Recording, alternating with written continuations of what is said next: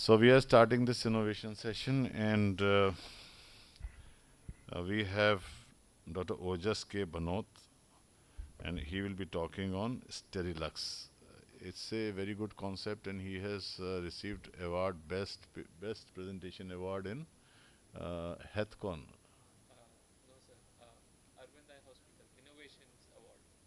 Arvind Eye Hospital Innovation Award, yeah.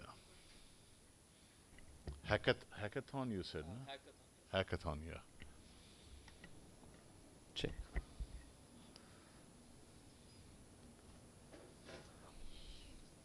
So good morning, everyone. My name is Dr. Ojas K. Banot, and we have designed an innovation called Sterilux, which is a simple sterilization method for the AT prism and gonioscope. So let's imagine this. A patient comes to the OPD and has some ocular surface disease, and in that this contact procedure of AT and gonio is done.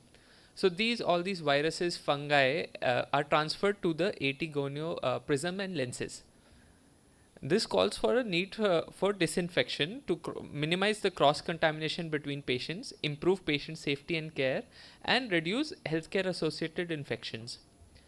Uh, so the problem statement that we worked on was that AT and gonio both are contact procedures, but the disinfection is cumbersome. Even though when it's done, it leads to improper disinfection and risk hospital acquired infections. So this is a small video of how it's done in our OPD. So first, hypochlorite is put in a petri dish. The prism is taken and washed in RO water and then wiped with a sterile gauze. Then this prism is put in the hypochlorite solution for 3 minutes, washed again and wiped again. So all in all, this is a 6-step procedure done by a sister, which itself is time consuming, is difficult in a busy OPD, and is labor intensive. So then we thought, what's the solution? And we developed a solution called Sterilux. Now let's go back again to the same patient who comes with the ocular surface disease. The microbes are again transferred to the prism and the gonioscope, but this time what we do is we place it in the Sterilux. So Sterilux is a box which has a docking area for both the prism and gonioscope, and inside it's lined with the aluminum foil for reflection.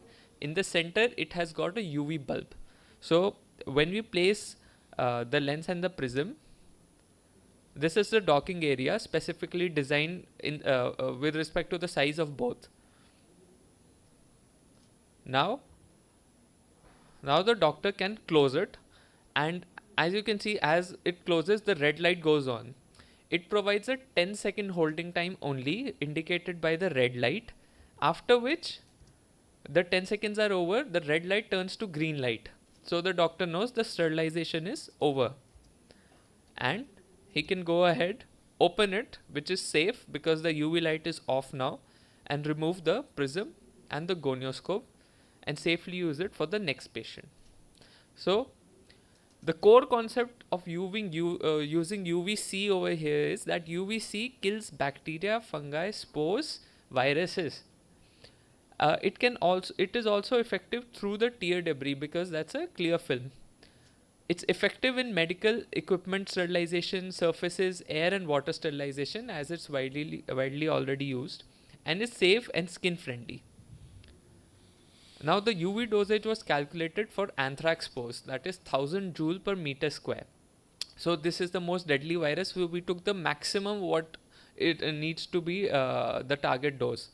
Then we used a 3-watt bulb, which gives a 254 nanometer wavelength of UVC. Irradiance at a distance of 5 meter was calculated, and the UV dose can be this formula UV dose is equal to irradiance into time can be calculated to get the time. Now surprisingly, for 90% disinfection, that is 1 log raised to power 10, you need only 0.83 seconds of holding time. But we took it further. We took for 99.9999%, that is 6 log raised to power 10, that is the sterilization level. We needed only 4.98 seconds of holding time, that is 5 seconds. We took 10 seconds just for a precautionary sake. Now the best part is the cost. The most expensive out of these is the microcontroller, 200 rupees. Next is the 3-watt UV bulb, 165 rupees, lasting for 6000 hours, about more than a year, 2 years maybe. And though the total cost comes out to be only 550 rupees. That is what it costed us to make that box. Now the strength is it's efficient, it's user friendly because the doctor himself can do it. Time saving, he does not need to call a paramedical for it. Streamlines the sterilization, 6 steps are reduced into only 1 or 2 steps.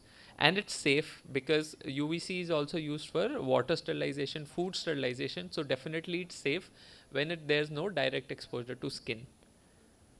A few limitations also need mentioning, that it's ineffective for physical decontamination right now. So what you can do is just wipe it and keep it, quickly wipe it and keep it. So that will take care of the physical decontamination. Right now the battery needs replacing, but that can be easily overcome in the future models using an AC source. Thank you. That's my little presentation. Yeah, I think it's a very good innovation. Thank you. Because the only thing is the procedure which you earlier adopted in your institute Yes, sir. was very cumbersome, Mm-hmm. and that is why you needed to replace it. Because wash with the easier way which we have found practical is just do a split swipe, keep it and use it. Mm-hmm. So just आपने वो aplanation किया, split से swap किया, रख दिया. So that's very easy.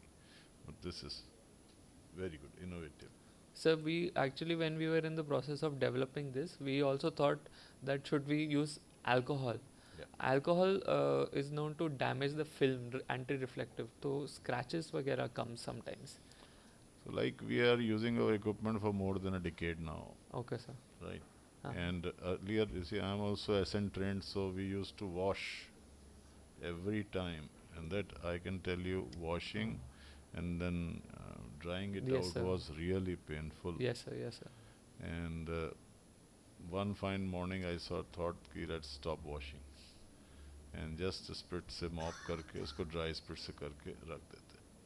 Even for that lenses which we are using for laser purposes, Okay, sir. we are using the same tick, no water, nothing else. And not even that usual alcohol, but we would just take the same spirit. Mm-hmm. Yes, sir. Especially our confidence level increased after that COVID experience, where everything was spirit based. Yes, Right? So that's my take on this, but it's very good idea. Thank you, sir. Thank you. Dr. Rajan Prasad, bataiye, any comments on this? It's a very good concept, yeah. No, sir. Need some working. We need to further the design, and then maybe we can. I'm sure there will be many takers of this. It Mhm. will become very popular. I think first we'll have a trial run at our hospital. So our CMO sir will be very keen. Then we'll have like a microbiological swabs also we need. So few steps are remaining before.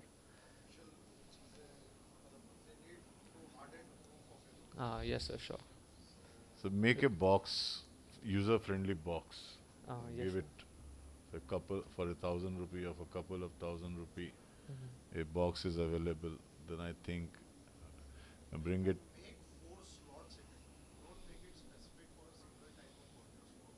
Yes, sir. Yes, sir.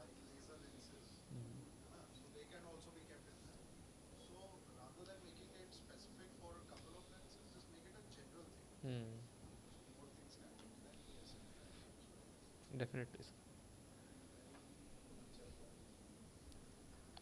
Yeah, RP sir, you're present. You would like, yeah, present करिए ना. Photo खींचेंगे ना. Make it short, but do it.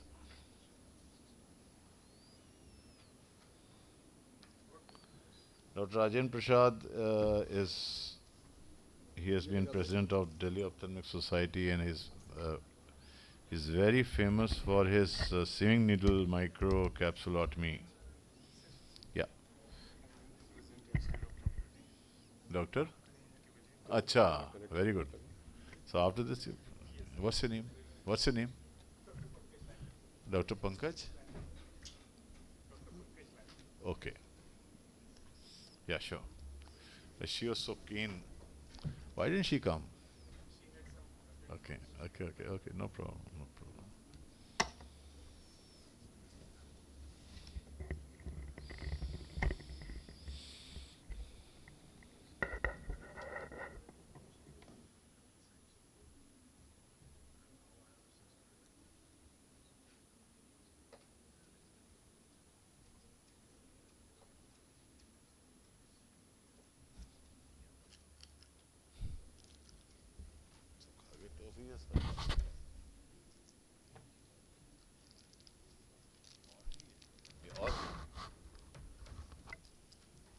Do we have these more toffees for the audience?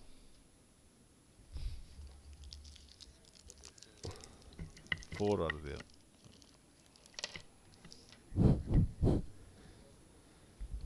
So we come across many of these intermittent white cataract in our clinical practice, and the biggest problem what we found in these white cataract is the capsular axis, because many times our capsular axis edge extends to the periphery and results into the capsular tear extension, which is normally called as a Argentinian flag sign. Why it happens? Because if you look at these white intumescent cataract, they have a very high intralenticular pressure, and the capsule is generally very tense and is stretched out and very fragile also. And the cortex is hyperhydrated and swollen. Cortical liquefaction would be there with multiple fluid pockets, and the nucleus is generally swollen and very large. So this makes the intralenticular pressure very high, and the capsule is stretched out. And what happens, like when we start the capsular axis, either we puncture with the 26 gauge needle or with the capsular axis forceps. So what these the fluid which is there inside the capsular bag erupts in a volcanic eruption kind of thing, like which includes the fluid. It's not only the fluid, it's the pressure which is there inside, in the form of the gas or other pressure also. So that releases through this puncture. And many times what happens, like when you puncture the pressure which is there inside, the point where we have punctured the capsule starts extending to the periphery and results into a radial tear, and this tear is called as the Argentinian flag sign. Now, why it is important to know the Argentinian flag sign? Because almost 7 to 8% of the cases, this tear extends into the posterior capsule, and you know that the tear, if goes into the posterior capsule, the problems we can come across, we may have a nucleus drop and vitreous blob, and all these complications may come across. So because of the importance of this complexity of this situation, several techniques have been devised and published, and so many techniques are coming up, because some of these techniques they work, some of them they don't work in all the cases. And some of the techniques which we all also practice is the mini rexes. We all know that we create a very small rexes in the center, and this rexes which is created in the capsule, then we release the intralenticular pressure through this. So this is what we have been practicing till now. This is how we make a small rexes and then evacuate the fluid and the material which is there inside, and decompress the bag and then start the capsular axis later on. And there are other techniques also which is called as a spiral rexes. I'm not going through all these. You all know that spiral rexes, 1 stage and 2 stage spiral rexes. And the most commonly practiced one is the small needle aspiration technique, where we introduce a 26 or 27 gauge needle, puncture the capsule, and then start aspirating the fluid out of the bag to decompress the bag. And what we have seen, like even with this technique also, the tear starts extending, and many a times. So it's actually the quotient of the pressure which is there, because in all the cases the capsular tear will not extend, but there are some cases where the capsular tear, the puncture will extend to the periphery into the radial tear. This is one of the case, like I've just punctured and nothing, because I haven't even started the capsular axis, and before I could do anything, the tear extend to the periphery. So these are the situations where nothing will work. Even the puncture, small needle aspiration, mini rexes, spiral rexes, nothing will work, because here the moment you puncture, the tear starts extending. So why it happens? Because you know that when we use the needle, that is the hypodermic needle, when we puncture the capsule, we are actually creating a radial cut in the capsule. So this is a linear cut which is made on the capsule. Whether we use the capsular access forceps or 26 gauge needle, this is what happens. And then when you make the radial cut, and you know that the pressure is there inside, this radial cut easily opens up and start extending to the periphery. Now as you can see, because there are two openings in the radial cut, the linear cut which is made, that opening starts opening. So this is why these procedures, they don't work in all the cases. And what we have done, we devised a device, this is called as the sieving needle microcapsulotome, which has a tip which is like a sieving needle. It's a round and pointed tip, unlike the hypodermic needle. So when we puncture with this, so you make a hole in the capsule. So this hole, you know that is the hole has a much better control force on the pressure which is there inside. So you can see the difference between the puncture we made with the microcapsulotome and the needle. So if you have a hole, then this hole will actually resist the outburst of the pressure which is coming out of the capsular bag and will not extend to the periphery. There is no edge actually in the hole, so there is no question of extension of the tear. So, and through this hole we can decompress the bag, and then later on we can start the capsular access. This works in almost all the types of the intermittent cataract, type 1, type 2, type 3 and type 4 intermittent cataract, because even a small amount of the decompression of the pressure, whether in the form of the gas or the intralenticulaar pressure in the form of the fluid, so the capsular bag will decompress. You can do a little massage of the capsule to evacuate the fluid, and then can start the capsular access very easily. And this works in almost all the cases. I'm going to show now all these cases. And so this is what actually, so you know all these types of the intermittent cataract where we get this problem, and this is what I wanted to speak about. And very simple technique, and it doesn't cost you much, because you don't need any big instrument like Zepto and all, Femto and Zepto, because this is just 1 rupee needle. And this needle, like the sieving needle what we use at home for stitching the cloth, that needle can be used. There are two types of the needle available, steel and iron. So if you get an iron needle, you can bend the tip. You have to bend it 90 degree. And then when you go inside, the important point is the tip has to be very sharp. That is very important. It has to be sharp. A blunt tip will not penetrate, because the capsule is little elastic. So you need a very sharp tip to puncture it. If you have a non-sharp or blunt tip, then it will not puncture. It will rupture. So that is one thing. And then you have to keep it 90 degree. You don't keep it tilted. If you keep tilted, it may cut. You have to keep it 90 degree straight like this and puncture it. And you get a hole, and then you evacuate the fluid, and you can start the capsular access. That is a new tip which you have given, that you can use that sewing needle. Yeah, yeah, sieving needle, a simple sieving needle, it comes hardly 50 paisa needle. And otherwise, if you want the commercial model, then it's available with the Epsilon.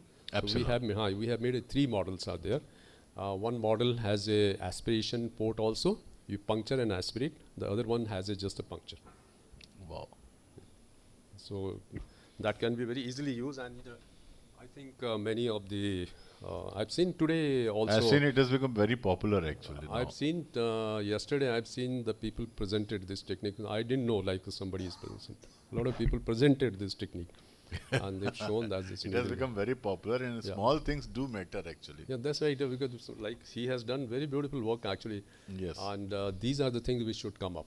Actually, in India, what is important is the commercial part is very important. See, actually, expensive machines are available, and all of us cannot have this Femto and all, no? Yes. So what the person who's sitting in the rural area will do? So they should have a simple machine and cheaper machine. Right. That's a fantastic idea.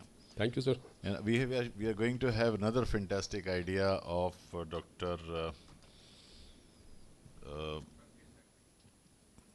Dr. Neha Dholakia, which will be represented by Dr. Pankaj.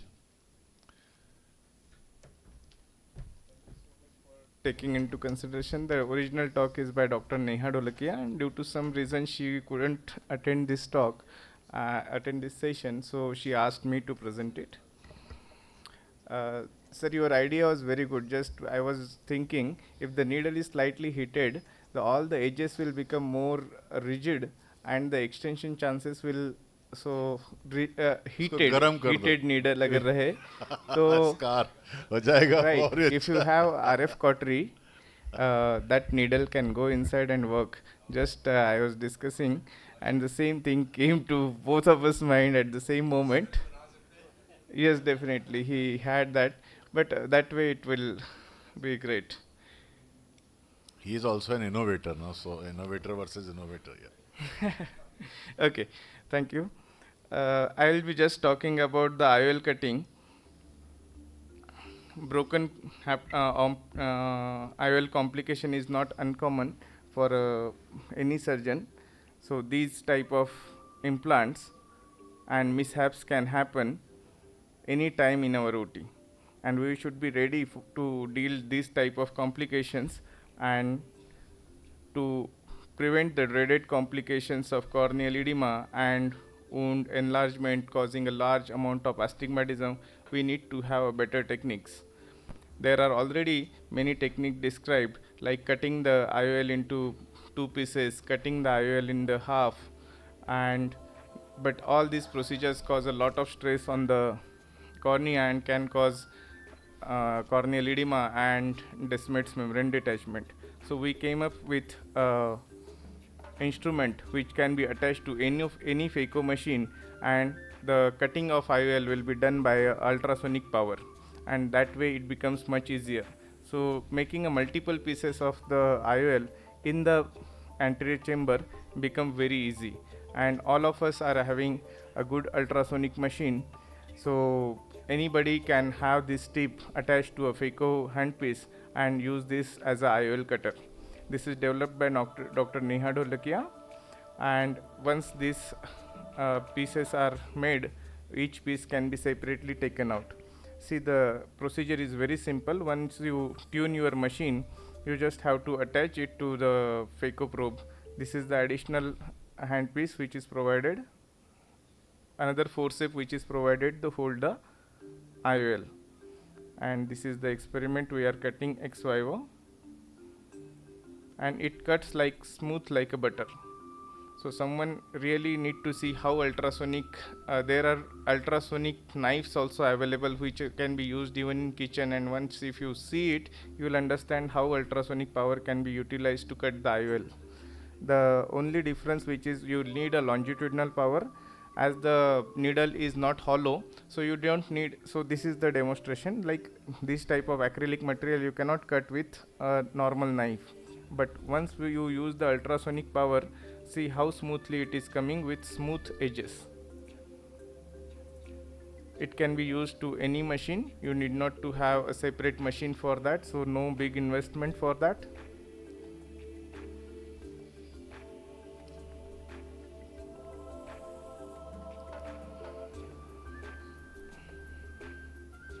Sometimes IOL exchange become necessity because of the caused glare and halos due to multifocal IOL, sometimes not suited to the patient. In such scenarios, the expectations are very high and IOL exchange becomes necessary. In such cases, to take the risk of PC tear and damaging the damaging the cornea is not possible. So here you are much safer. This is a opacified IOL, hydrophilic IOL, and it was a very thick IOL done by Dr. Kamal Kapoor. And see how easily it has broken a very thick IOL in the anterior chamber itself without causing much damage to the endothelium and not risking the bag at all. So these type of broken IOLs or decentered IOLs can be exchanged comfortably, and any type of material can be exchanged. It does not, you need not to increase the size of your incision. That's why you need not to use this thing. It will not be causing any astigmatism, though definitely an emergency vitrectomy cutter should be available. The cutter is available in the market at iolcutter.in.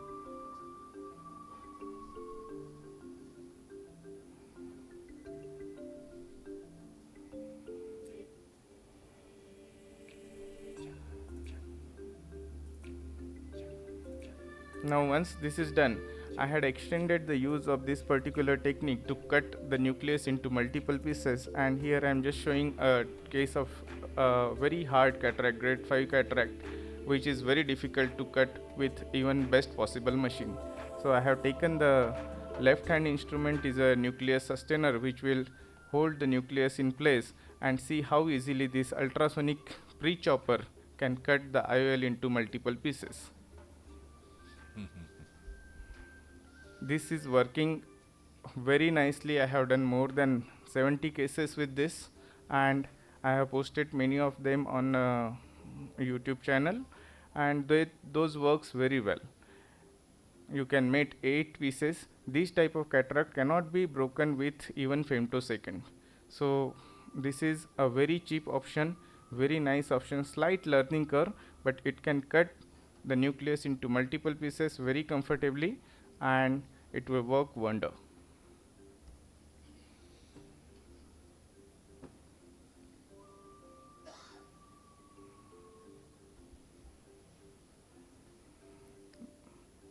I usually use 2 phaco machines at the same moment. I have AIOS ovarian compact machine which is having ultrasonic pre-chopper, and now I have shifted to a normal phaco machine which is Alcon phaco machine, and this is followed by a routine phaco emulsification procedure. So somebody is having one single machine, he has to change the tip and then proceed.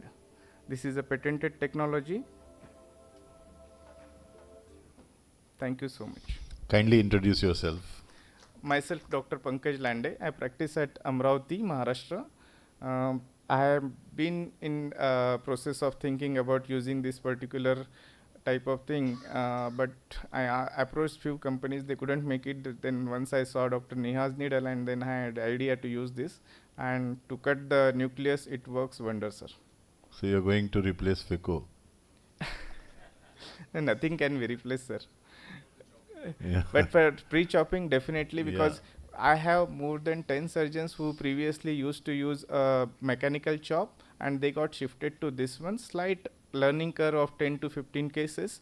Once they are done, they feel like I'm so comfortable using ultrasonic pre-chopper. I feel I got so much zonules if I go for a mechanical chop, and I'm always scared of using it. While using this, it cuts like butter, and very hard cataract is a pleasure rather than a scare to me while operating. Now, how So- deep you go? Sorry, sir? How deep you go? I go more than 2/3 of the area. And Yes, rest, you need rest to you have. crack. Yes, sir. Okay.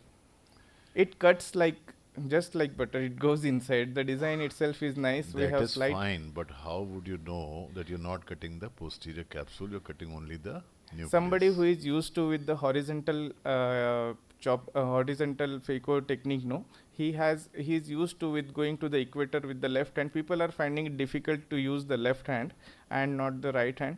The left hand instrument should go to the equator and stabilize the nucleus, so that once the nucleus is stabilized, you just have to keep that hand there, and then right hand has to proceed.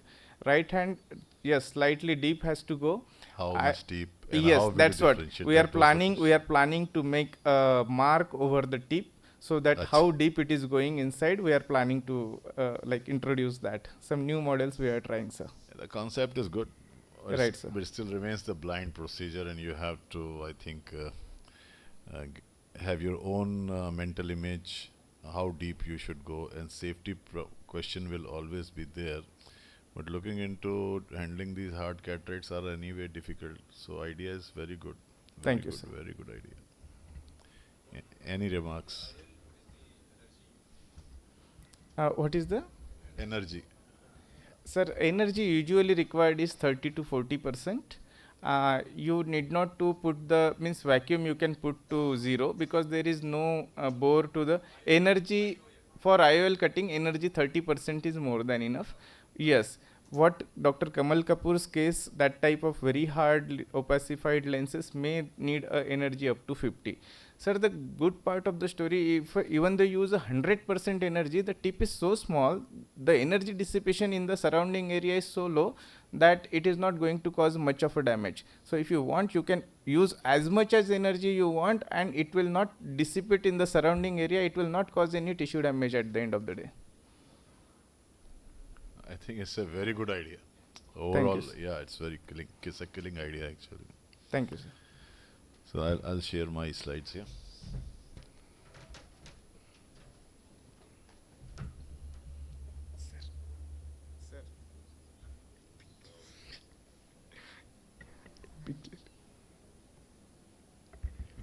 This innovation session is about thinking out of the box only, and no regular thought will come here.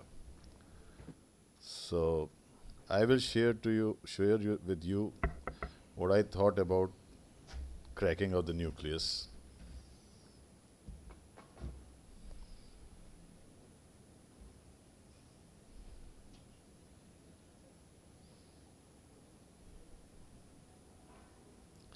So when I started doing various nuclear cracks, I came across. I have went through this journey for a quite long time, and then I realized that uh, these are the 4 points which are important when you go for a cracking. This is three-dimensional thinking, understanding the lamellar structure. There's a Y component, and there is lateral separation. These are the 4 factors which are responsible to achieve a crack.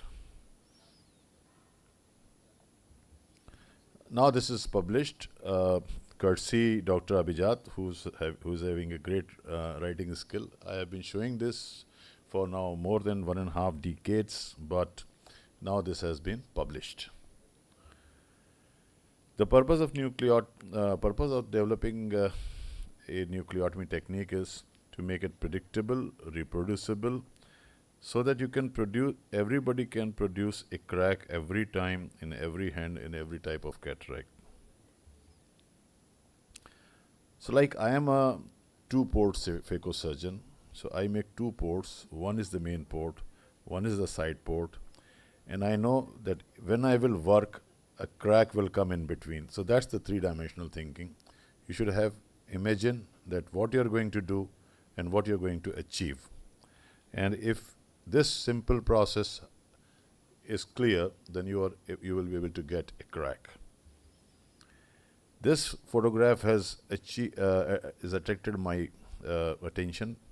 These are the pre-existing lines on which a crack will develop. So if you know, yeah, these are the lines, this is the lamellar pattern, this will help you achieve a crack. This is the photograph taken from the eye of a pathologist's point of view. And what we see is that the lamellar pattern is persisting even in hard cataracts. And these are the hydration lines. Water moves on the line of path of least resistance. Water is moving, and these are the zones on which we will be developing cracks. So there are so many phaco tips which will achieve a crack. So that means any tip would achieve a crack. There are so many techniques which will achieve a crack. That means any technique would achieve a crack. There are so many machines which have been able to achieve a crack. That means any machine would be good enough to achieve a crack.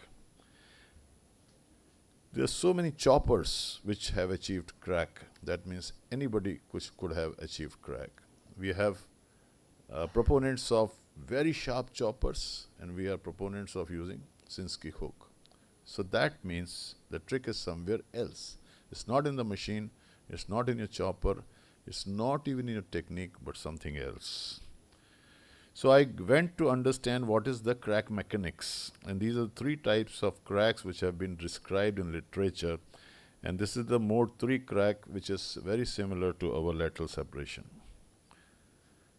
So that is the simulation. Another thing which I understood was, I discussed with my physics friends, and they were not able to actually answer what is the decomposition of a vector, of a circular vector. Because when we are rotating, a circular force is involved. And what I came to know that these are the forces, like there's a tangential force, there's a centripetal force, there's a centrifugal force. And ultimately, if you decompensate these vectors, we get a posterior vector overall. And the torque is always 90 degrees to the rotation. So if we rotate it like this, the force will go like this. So what I thought, that if we pronate and produce a circular movement, the crack should go deeper. And I will share this 2 minutes video if it works. So the purpose of showing this video, this part of the video, is when I started doing cracks in the beginning of my career, then we were able to produce a crack, give it a name of your choice, a horizontal, vertical, whatever. But the point which I want you to notice is that the amount of tangential pressure is pressure on the zonules is very high. You are pulling down a lot. So that was the point which I wanted to make in this section of the video. Now, cracks are produced on pre-existing lines. Can you increase the audio a bit? So here what we are doing is, okay, leave it. We are pronating our hand while doing a crack, and the crack goes deeper. If you do only lateral separation, then the stretch produced will be much larger. So you embed, you engage, and while doing lateral separation, you pronate. So when we are doing lateral separation, we are actually pronating. And how do you know that you are pronating? You just watch the aspiration port of the phaco. So embed, engage, separate and pronate. The crack goes deeper with much less strain. Embed, engage, separate and pronate.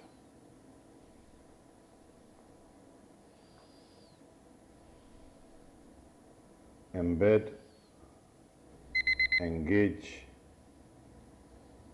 separate and pronate, the crack goes deeper. If you don't pronate, then the stretch required for doing the completion of your lateral separation of crack will be much more. So that's the beauty of this concept. You pronate, your crack goes deeper. Yeah, that's the basic point which I wanted to make, that if you pronate, the crack goes deeper. That's the basic concept. And when I saw some very good surgeons doing live surgeries and showing the demonstration of videos, I realized that while they are doing crack, actually they are doing something like this, unknowingly. So that's what happens. As you practice more, your tangential pressure goes down, and unknowingly you are doing some rotation. So if you make rotation into part of your practice, you will be able to do crack, especially when your vision is not clear, your pupil is not dilated, and you're working on basic principles of crack. Then understanding this crack mechanism is of crucial importance. In a normal case, it's not, you can achieve crack. But when a pupil is mid-dilated, media is not clear, you're not sure about where you're operating, you just go, follow the basic principles, embed, engage, separate and pronate, and the crack, you will be able to achieve the crack. That's the importance of this. Thank you very much. Yeah, so luckily we have Professor Vashisht with us. He is professor in RP Center and a very great scientist and an equally silent scientist. And he has so much of work, and each work is of significant importance. So let's hear. We are lucky that he's here. Yeah, Professor Vashisht. In fact, most of the people here are doing innovations in clinical care, mainly surgeries. I can see Sir Rajendra sir and you sir. In fact, I am taking it to different direction where we thought of some minor innovation. It may be normal thing for a hospital like LV Prasad Arvind Eye Care System, but people working in government system, like what innovation we can do. In fact, I was in charge of National Blindness Survey for the country from 2015 to 19. We were using a different software. 19 onwards, we said, can we develop our own software for actually adding the national surveys data, and we did one project with WHO also. We realized, yes, it is possible. We develop our own survey tool or something. And then we also started primary eye care services. Believe me, it is rare for the government hospital to initiate primary eye care services. I don't think beside RP Center, is there any other institute in the country in government sector who is providing primary eye care? It is difficult to identify. We have recently initiated a project Roshni with the support of CBM. We are looking forward to include other AIMS and RIOs to have low vision services and primary eye care services in their areas, in their catchment areas. And there was another challenge, how to monitor programs sitting in Delhi in other AIMS and RIOs, data management and everything. So for that, this is one kind of innovation from our side, that is enhancing primary eye care data management using free and open source Open Data Kit platform, ODK platform. Of course, no conflict of interest, but definitely I must thanks to CBM, Mission for Vision, Sight Savers, SSMIs, and other sponsors who have been sponsoring us in primary eye care services through vision centers, and we have 27 vision centers under RP Center now, 27. And our objective is to primary eye care data acquisition and management using this free smartphone based open data kit platform. In fact, we use various forms in vision centers: primary eye care registers, health education registers, volunteer training programs, plus cataract surgical records, DR screening records, school vision screening records, low vision register. These are the various our primary eye care activities and different forms registers. And previously it was all physical forms were there. Everyone has to enter in those forms and bringing to base hospital. Data entry team was there and they were entering data, and this was the system. I believe most of the people, especially in government sector, they do like this. These are the forms. Dr. Vivek Gupta in our department, he said, let's do something, whatever data we collect, patient-wise data in every vision center, it should have a proper record and it should be entered in a software. So we use this, and software, if you ask other people, they charge money for this thing, and they're costly softwares. He identified this Open Data Kit. It is available totally free of cost. AIMS has, we have in computer facility our own server, a huge server. We took help of that. Again, those things are available free of us to us. That entire data we can enter that, use that server, and data can enter into that server actually. So ODK Central has been installed in that server, AIM server. If somebody want to start these services, probably the cost will be of that server, and that is a varying cost. In fact, you can take iCloud also from some agencies on monthly or annual basis or something. What we have to do is those performers, they had to be converted into these Excel based sheets by our data entry operator. Now we have those people, data entry operator are expert in developing these open data kit tools or something. For every performer, it takes nearly 2 to 3 days to develop this software based open data kit. And of course, this is being installed in our AIM software. Then through a QR code, this is the QR code, anyone can have it in their mobile phone. It's an Android based platform, and QR code can be sent to the mobile phone. So all the field workers, when they receive that QR code, they accept that QR code, and then they can start entering the data of that respective forms through their mobile phones. So what we are doing, we have a very high average OPD in primary eye care centers. This range from 50 to up to 120 patients. So we have one optometrist plus one data entry operator attached with that optometrist. So he is using this mobile phone to enter that data, which is which is actually seen in a patient care sheet seen by the optometrist. So this is how it opens, and this is a very structured format is there. Thus they just have to just tick mark on each and every field, and what you realize, it takes nearly on an average 60 to 80 seconds per patient to enter that data. That means it is easily manageable within the PHC itself. The data is being entered. In fact, at the end, it gives a detail about whatever data we have entered. This is the information you have collected. We have to check it. If some error is there, we can recorrect there only. And after that, it is automatically uploaded into the server in the evening. And this is the way each performer is uploaded in our server. Even we were able to collect this WGSS questionnaire on disability for every patient in our primary eye care system. We are getting this data also. This was requirement of one of the agency, CBM. So we are getting this information also.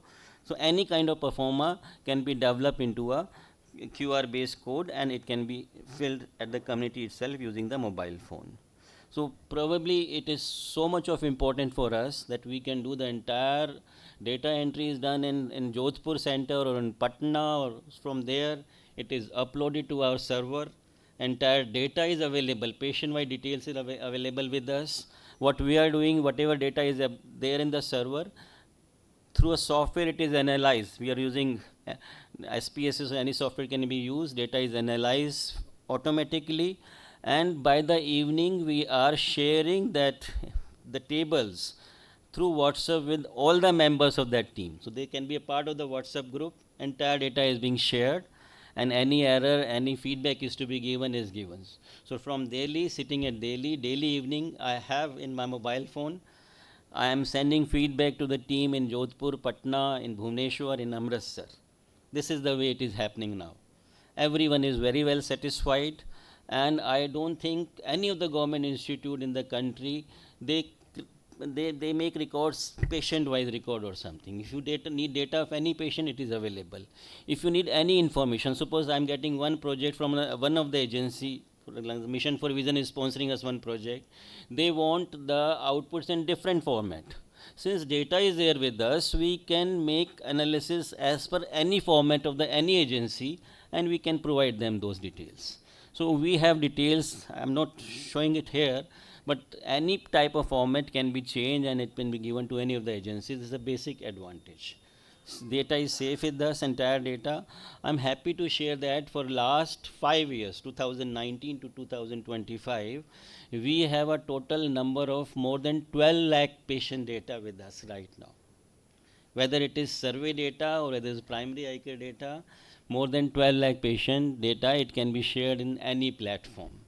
This is the basic advantage of using this online data kit. It is free of cost. If any center want this is from us, you're most welcome. We just need 2 days of time. We'll prepare a ODK, again share with you, and your people can start entering that data. The only thing required is a server where you can send your data directly to your server. If you want in our AIM server, you're most welcome. We can utilize AIM server also. And cost is almost, as I mentioned, it is negligible. And I'm very happy for last 5 years now that we are able to develop our own repository of entire data in RP Center, in community ophthalmology. In fact, I was in charge of Ministry of a project called Cataract Surgical Record Project, CSR project. And in that project, we have 25 centers all over the country. Unfortunately, not even a single institute in government setup, they were filling those cataract surgical record for government of India. Even currently, this is the same situation.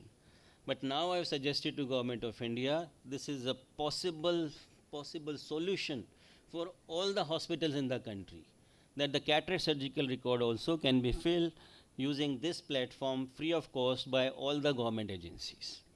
Thank you very much, sir. Thank you. Mesmerizing, I'm sure.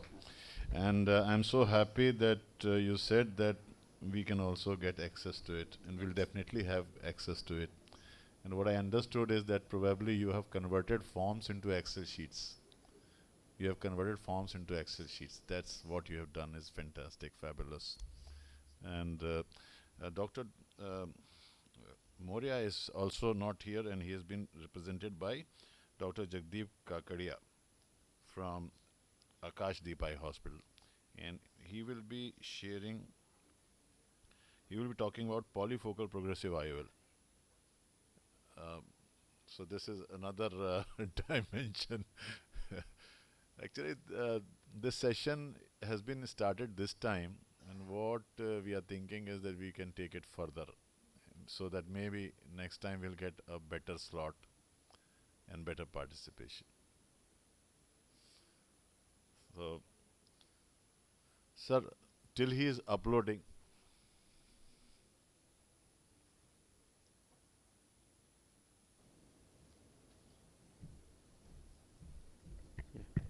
Thank you, Dr. Malai. Dr. Moria had to leave early, so instead of him, I'm representing. So this is about Autofocus Pro, which is a polyfocal progressive IOL, which is ringless. ये पूरा voice के साथ है. Voice, please. Looks almost like a monofocal but works like a... yeah, increase the Hello, volume dear of the friends and audio. colleagues. Today we are very happy to introduce to you Autofocus Pro, a unique and novel ringless polyfocal progressive IOL which gives excellent vision at all distances, far, near and intermediate, without haze, halos and starburst, which is completely free from negative dysphotopsia. Autofocus Pro looks almost like a monofocal but works like a multifocal. Very polyfocal progressive lens bag, there is no mechanical pseudo accommodation, but yet it functions like an autofocus lens and hence the name. Progressiveness of this IOL is visible on NIDEC OPD scan, which is much similar to varifocal lenses.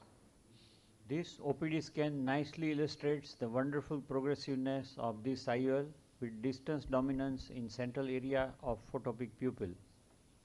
This is the sketch of design and dimensions. This is the schematic optic of autofocus progressive polyfocal optic, which gives excellent DIN vision, that is distance intermediate and near, by green technology, that is gradient refractive index. As you can notice, there is no loss of light energy because there are no diffractive rings, so there are no photons which are lost. This is the schematic optic, and as you can notice that even with different sizes of pupil, the ratio of the distribution of light remains the same. These two dialing holes are also position indicators to be kept in upper half of eye. They also help to drain out any remaining retro-IOL viscoelastic. Undulated haptics are inspired from postal stamps border. Undulated haptics are atraumatic like fist knuckles or custard apple surface. Large and horizontally oval optic covers full visual field, hence there is no negative dysphotopsia. And 6 mm long L-shaped zigzag-edged haptics provide rock-solid rotational stability. Autofocus Pro is available as both versions, hydrophilic, non-preloaded with disposable injector and cartridge, which are in the box, and also as hydrophobic preloaded with push or screw dual mechanism injector. This silky, smooth and soft IOLs injection is very easy, as good as any other soft foldable IOL.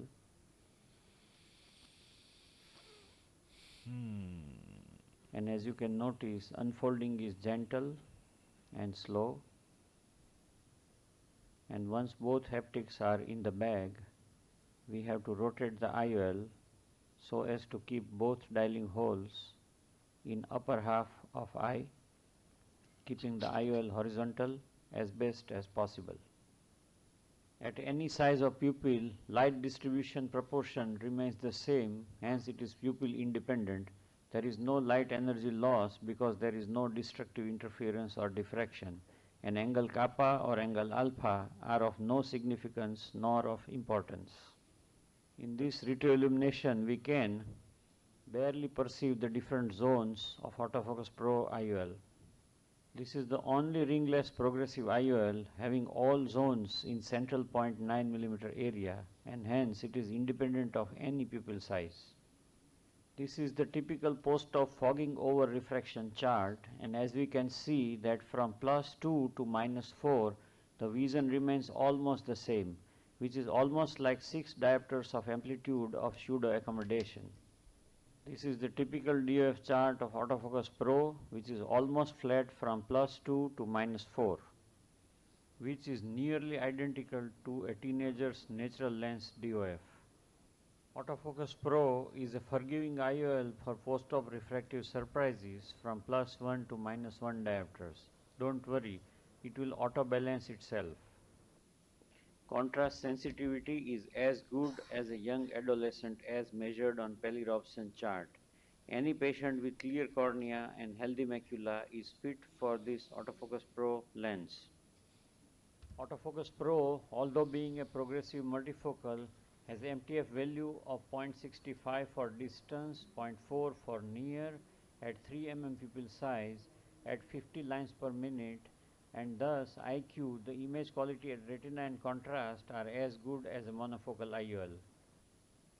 With crisp and clear vision at all distances, without any negative or positive dysphotopsia, Autofocus Pro is also a presbyopia correcting IOL. All near vision intensive vocations become spectacle free and as easy and as clear as a teenager. Out of 11,000 plus implanted, not a single patient complained of negative dysphotopsia. Because Autofocus Pro IOL is semi-oval with 7.5 mm horizontal and 6.3 mm vertical diameter. Conventional 6 mm optic IOLs give rise to negative dysphotopsia due to this gap. Autofocus Pro gives panoramic vision without black borders being seen and without the blurred peripheral aphakic vision. Autofocus Pro IOL is large enough to cover entire pupil even in traumatic mydriasis, hence there is no negative dysphotopsia. Beyond cataracts, it is also the best choice for surgical treatment of presbyopia, high hyperopia and high myopia. It is also the best method to treat narrow-angle glaucomas. There is no need for mono, micromono or mix and match vision. Autofocus Pro is also the best choice for kids. These children will need only monofocal spectacles to correct the gradually increasing myopia. They will never need bifocal or progressive spectacles, which is a big recurring expense for parents for over 2 decades. And there is no waxy or hazy vision, so no induction of mild amblyopia. Phaco or MSICS, Autofocus Pro is the best choice IOL. Autofocus HR is our 9 mm optic foldable and 3.5 mm incision injectable lens. The suffix HR stands not only for high resolution, but mainly it is to commemorate Sir Harold Ridley. And we are already in the process to introduce Autofocus Krista, which is the world's first non-foldable PMMA low-cost autofocus lens made mainly for MSICS surgeons. We have already completed the clinical trial and we are in DCGR clearance process at the moment. To conclude, all other IOLs are gems, but Autofocus Pro is the jewel of the crown. Thank you very much for your kind attention and patient listening. Thank you, I sir. think I think you have adopted the same technology which has been used by VVTT. No, sir. VVT has a ring. It's different. It is having a ring, and this is very similar to our progressive spectacles. So when you look at the lens, you don't see anything. You feel as if it's a monofocal. You might get confused that whether this is a progressive lens or a monofocal. My point was related to the basic technology which you are using, gradient refractive technology. Right. And it's good that you have reached to that point of gradient GR technology by which you are able to elongate your focus.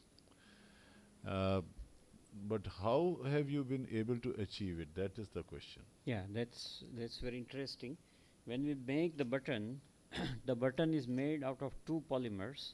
one polymer is having refractive index of 1.4, the second polymer is having refractive index of 1.54, and the optical density increases from top to bottom, and that's how there is a stepless progression. So, but that means the interference you're generating is by producing a difference in refractive index. Right. And what VT has done is by producing a different surface. So, phase difference has been created. I understood it only yesterday, so I'm quite fresh. Right. Many people will find it difficult. It's interesting for general understanding is that usually we talk about point focus, and here we are not discussing point focus. We are discussing the stretch of focus. So I think they have also taken up that point. The only thing which they have done is by mixing the refractive index alteration. So the interference that they are able to generate is by using that. That's a concept, I think. Yeah. So, And it's so a VVT reasonably good concept. Yeah. Right. Thank you. Dr. Moria said he will give me a few lenses for trial, and he has left. So just remind him that he will. I will remind him. Sure. And where it is available and what's the cost? There are two versions. The hydrophilic version is 8,000 plus GST, and hydrophobic version is 12,500 plus GST, the preloaded. And where it is available? It's manufactured by Lifeline, and they have distributors all over the India. And I'll get in touch with Dr. Moria and make sure that you get the. I get you it. get the Okay, I'll lenses. try and get back to you. Thank you, sir. So I think it was a nice session. Thank you very much. Thank you. All the audience. Yeah. So you have my card. In case the lens does not read, please give me a message. I will. I'll see to it that.